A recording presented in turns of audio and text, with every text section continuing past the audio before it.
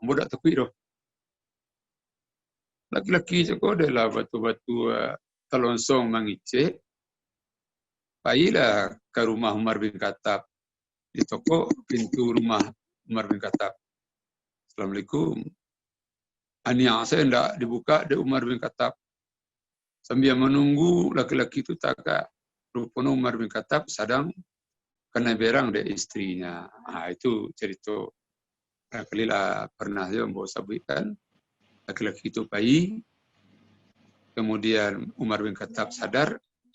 Ada orang menokok pintu. Lalu kecil Umar bin Khattab, wahai sahabat, tadi yang kau nokok pintu, ini baku yang kau bayi saja oleh. Jawe Umar, jawe sahabat itu, ya Rasulullah, tadi yang boyo nokok pintu, kau mengadu ke engkau, ambo di berang-berangan dari istri ambo. Tapi tadanga engkau kena berang lo, tentu tidak bisa ambo ngadu. Jawe Umar yang menarik, yo ambo kena berang, tapi ambo waniang saja karena yang magi minum ambo, istri ambo, yang mencucian pakaian, istri ambo, mengkombo menjawe. Itu kejadian Umar bin Khattab. Dan kejadian itu bisa berlaku untuk itu pada hari kini. Baik, itu baru salawat. Ini itu masuk pengajian. Menarik yo ada peserta Neo Kamer hari ini itu Muhammad Rahmadani ini kalau mau dapat subuh ini leh hadir nanti kita ajak diskusi persoalan yang akan kita bicarakan. Ada nambah oleh 7 halapan sampai ya, itu ndak ada. Nova kau ndak ada gambar, iPhone ndak ada gambar, biarlah. Mudah-mudahan dimunculkan ini dalam rangka silaturahmi. Kete bakawan gadang barang sana lah gawe baik pabisan. Itu.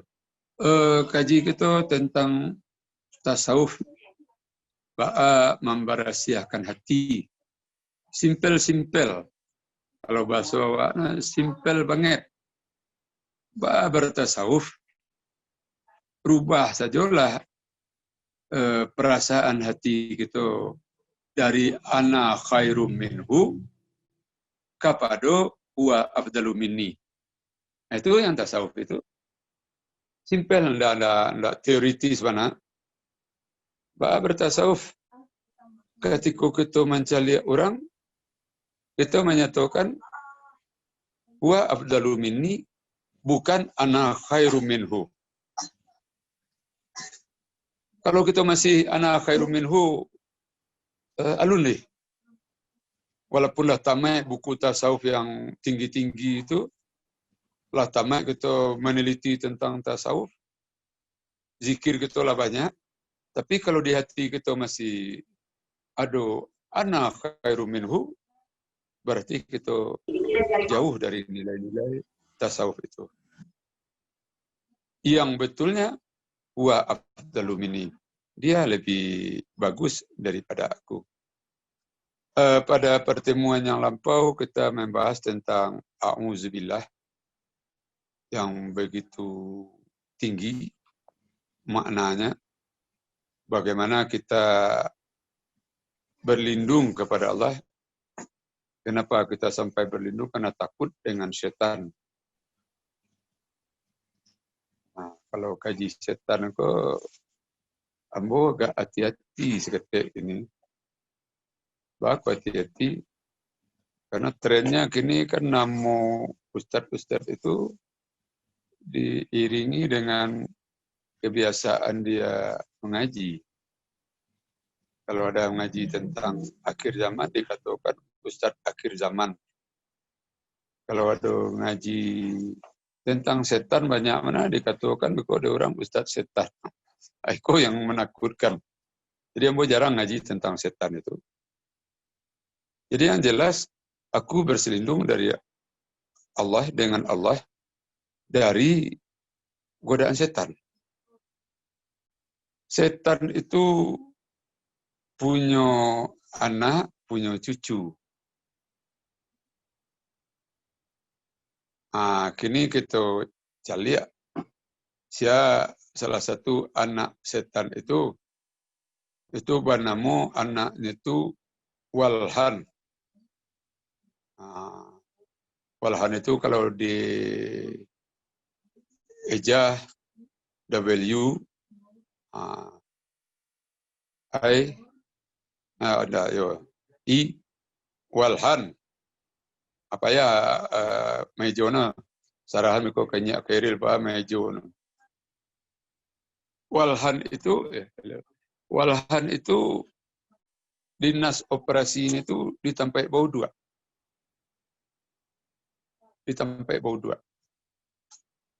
Walhan itu mangga dua orang bau dua. Supaya orang lamo-lamo dalam bau dua, talai salat jamaah. Itu berhasil Walhan itu. Sempurna dulu dari ujung dulu sampai ke siku atau siku sampai ke ujung itu dipersoal kemana. Banyak orang kini dalam furu' ibadah itu terlalu detail. Tetapi dalam sendi-sendi ibadah, pondasi akidah, lunggah. Sibuk dengan persoalan furu' itu. Lupa dengan yang inti. Sibuk bau dua, talambe salat. Itu. Jadi salah satu kerja Walhan itu melambe-lambekan orang bau dua. Menimbulkan was-was alun le. Itu kerja Walhan. Sehingga talambe salat berjamaah. Untuk kita yang melatih diri dalam hidup, sia yang dikatakan talambe itu orang yang tidak dapat takbir sesudah takbiratul ihram imam. Ambo bertemu seorang apa-apa sekitar alun mencapai 60 umur apa-apa itu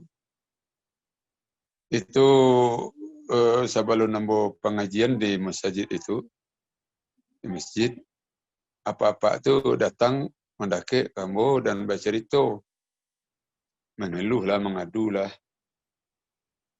Ustaz, ambo Ustaz, ambo acok menangis di pintu masjid. Yang ditangikan apa itu tidak tersapi di pintu, tidak sakit, tidak macam-macam. Tapi beliau menangis karena tidak dapat ikut takbir sesudah takbiratul ihram imam. Coba kita uji ke diri kita orang berilmu, yang hadir kini orang-orang alim sadona tamai parape, hafal paling tidak juz 30, hendak 30 juz. Juz 30, orang-orang berilmu, hadis tahu, kemudian ilmu-ilmu yang lain, tahu, ilmu mantik tahu, tapi ketika kita salat, dapat saraka terakhir kita masih gembira. Hati wak tah. Kok begitu jauh hati wak, kok begitu kasih hati wak. Dapat rakaat terakhir, alhamdulillah masih dapat jamaah. Karena dalam ilmu fikih, dapat wak ketika orang sebelum assalamualaikum masih tetong jamaah. Itu kaji fikih. Tapi kalau kaji tasawuf, kenapa selambat itu? Kalau di bandara diumumkan pesawat delay 1 jam, semua orang itu komentar, itu. Itu di bandara. Tentong para penumpang pesawat Lion Air karena ada persoalan teknis, pesawat diundur 1 jam ke depan. Terima kasih. Tentu orang kesal. Nggak malu Wak kesal itu. Awak mendelay panggilan Allah 2 jam, santai-santai. Pesawat didelay demi keselamatan 1 jam, kita kesal. Di mana posisi beragama itu? Itu nggak baik kajian itu. Di mana posisi Pak? Jadi itu mesti kita tanggulangi dalam diri kita. Kalau tidak kini kita peloan biloli. Kalau tidak awak memeloan siale. Yang akan meloan diri aku siale. Oh dianggap nenek mama nang kadang bahasa batu apa pucuk sana bule.